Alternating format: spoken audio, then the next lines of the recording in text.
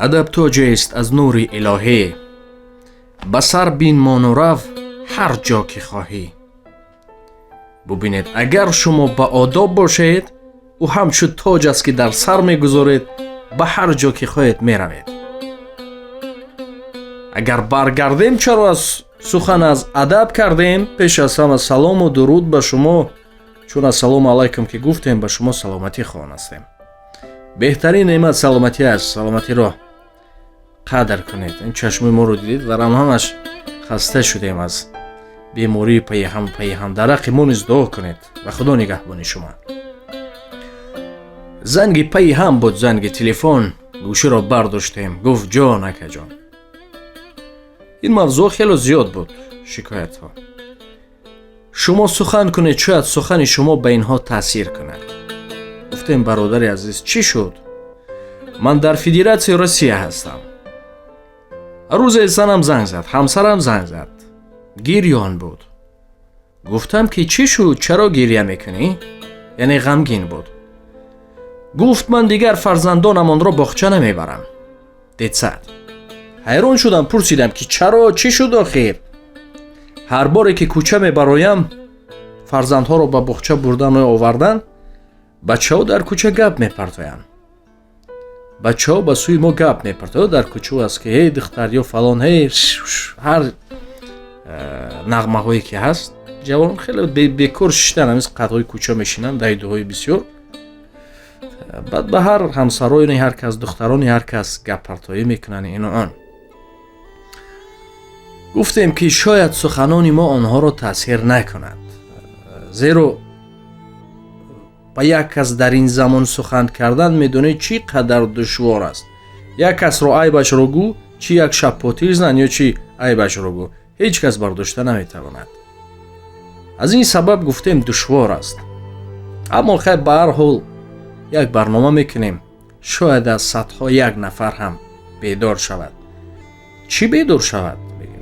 ناموسش بیدار شود. ناموس چیست و چگونه بیدار می شود؟ چون اکثر جوانان ما همین صد به ناموس هم باشد، وقتی که گپ اطراف خودیش می رود، خواه نخواه یک بار لهجوی میگوید، دلش جذب میگوید. کدام همین کوچه باشد، همین یا ساده کرده میفهمونن، همین شوخ بچه و خلیگان و هر چی که میگوین، یک بار گو اگر همسر داشته باشد از همسرش گپ زن، از خواهرش گپ زن، از مادرش گپ زن، دولینش میبراید، چون ناموسش بیدار میشود. چگونه که ناموسی دیگران را بیدار میکنید؟ اکنون بیایید این بچه رو سرزنش نکنیم، بچه ها رو سرزنش نکنیم، چون این موضوع بسیار موضوع نازک است و چقور است و چند پهلو دارد. یاد دارید یک برنامه کرده بودیم، یک دختر هم برآمد گفت که بچه ها بیاداب شدن، یک برنامه کنید. گفت همین. گفتیم که چی شد؟ چرا بیاداب؟ چیکار کردن؟ در کوچه گپ میپرتوین.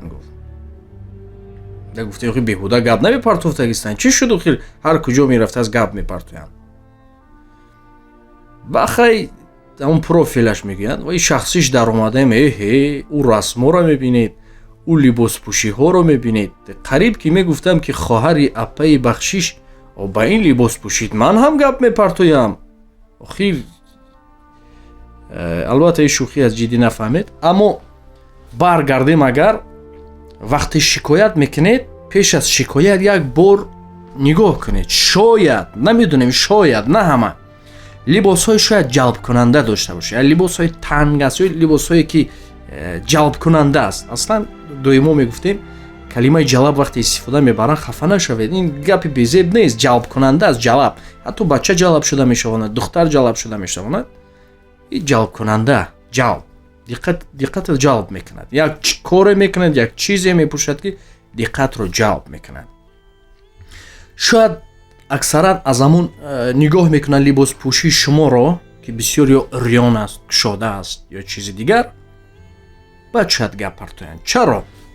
چون اگر برگردیم به انجینیرمون، همین انجینیر مرسدس خوب میدوند کدام مسئله لازم است، کدام قسم احتیاطی یعنی زبچست است لازم است یا چیش. انجینیر ششته در همینجا میگوید. پس اگر که برگردیم یا خانه و یا هر چی که است، اگر برگردیم به انجینیر خودمون، پروردگار مرد و زن رو همین گونه آفریده است که فانتازی مرد بسیار بوی است. یک میده جای زن رو دید، همین یک میده جای زن رو دید، دیگرش رو چون گفتیم که تصور میکند، رنگین میکند، علیک او رو پرگی میبیند. این حقیقت است. وقتی که یک میده جایش رو دید، دیگر جایش رو تصور میکند. از این سبب بسیاری ها شروع میشود. بعد گفتند که مرد این گونه که باشد، زن به واسطه لمز همین مولیدن یا قپیدن یا چیز، میگه دختر تو نقپی یا تو لمز نکنی، این گونه ندارد، فانتازیا ندارد. این رو با آدمایی که کتاب های ویره خوب میخونند خوبتر میدونند. یعنی در بر میشود که وقتی که یک جای شما که کشاده باشد، برای اینها دیگر رنگین میکند، دیگر پای شما میشد و دنبال شما میشد. اگر کرته یگون جایتون نمایان نباشد یا کرته که جلب کننده نباشد، تنگو خیلی دیده چگونه است. تاجیکی ما هم خیلی خوب است، اگر تاجیکی پوشانه کنند شاید همین چیز کم شود، شاید. چون گفتیم باید طرفین گپ زنیم. اکنون بیاید سر یک قصه برمیگردیم تو که بفهمید.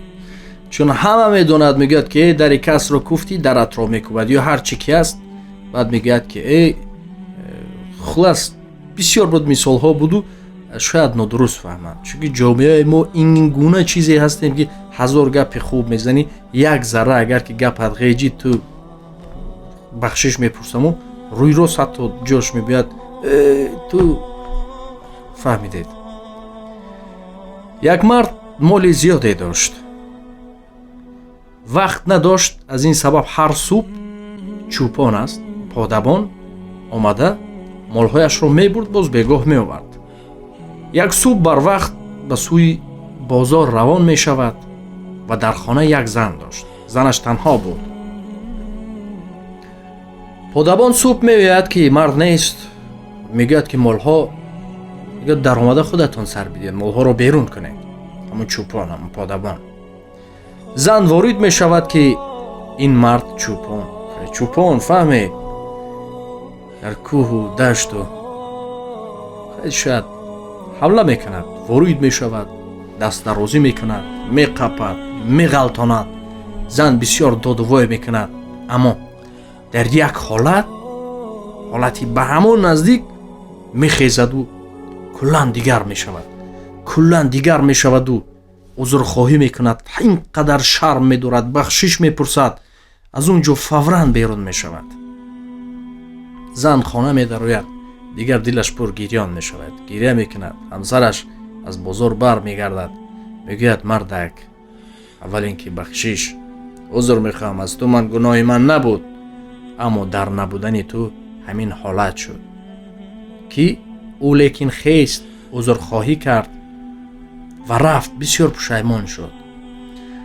مرد ایستاد یک لحظه، گفت که نه زنک، گفت بخشش مرا قبول کن، من از تو باید بخشش پرسم که در همین حالت و در همین وقت و در همین دقیق من در بازار یک زنی را دیدم که بسیار مرا مفتون کرد.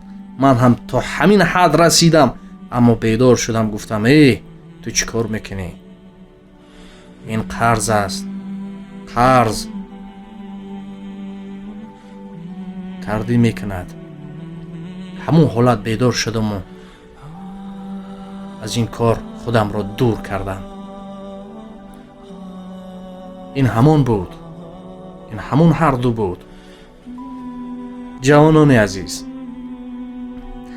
همه خواهر و اپه و مادر و جاش باید صاحب دختر میشویم. این کار در جامعه ما اون قدر و این نیست، به اعتبار است. همین چی از میگذارند، هی فلان گپ میپرتویم، تمام میگذارد میرم، اعتبار نمیدین. اما کمی هم باشد از این خودداری کنید. میدونیم این سن و سال هست که یک از شما را گپ زده نمیتواند. از این سبب یک نقطه هم باشه ما خیلی فکر کردیم که چگونه کوشش کنیم تو که با راه دیپلماتی شما را بفهمانیم. و خواهرکانی عزیز، کوشش کنید که شما نیز در زندگی چیزی کار بسیار همین واسطه های جلب کننده ما هم هست که می نشینه بعد دخترها دیگر قهقه میزنن. اگر کمپیرها باشن میگن مست شده است. اینها بیهوده نمیگن، این گپ ها خود بسیار معنی دارد. میشینن دیگر خخخخ خیخیخی هیهیهی هو هو هو. اینها همش واسطه های جلب کننده است. از این سبب کوشش کنید ناموس خود را، ناموس شوهر را، ناموس عائله خود را نگاه دارید. نمی شود 100% گوییم که عیب بچه ها است یا نمی شود این طرف برگردیم. عیب دو طرفه هم هست، اما هست حالت هایی که عموما این طرف نیست. بچه شوخ با همه شوخیشه کردن میگیرد. برای چی فرق دارد؟ چون گفتیم یک ذره هم باشد ناموس وی را باید بیدار کرد. خود را احتیاط کنید. خواهران دیگران را نیز خواهران خود حس کنید. بعد می توانیم که ما یک ذره هم باشد جامعه را دیگر کنیم. جامعه را ما و شما دیگر کردن می توانیم. ما خودمون سر کنیم. همین ما خودمون که شروع کردیم دیگر آهسته آهسته از ما دیده وای میکنن. خدا نگهبان شما. تا برنامه های دیگر بسیار گفتنی داشتیم. روز دیگه هم خسته بودیم، هم مریض بودیم، بیمار بودیم و بسیاری چیز فراموش هم شد. چون به ورق گپ میزد دویم استادان میگفتن دور همه یگان چیز نقطه گذار با نزد خود گذار تو که فراموش نکنی خوب بگی ماما باز فراموش میشود. خدا نگهبان شما. با دخترکان گپ نپردازید. بیزار شدم از دل بی نور خدایا، از سینه از درد و علم دور خدایا. بیزار شدم از دل بی نور خدایا، از سینه از درد و علم دور خدایا. به درد و غم عشق جهان تیره و تار است، ما را بیرهان زین شبی دیجور خدایا. هر کس که طلبگار روخی یار نباشد، دانم که بود چشم دلش کور خدایا. آسوده و آرام به یادی تو نگردد، آن دل که بود تیره و بی نور خدایا، بی نور خدایا.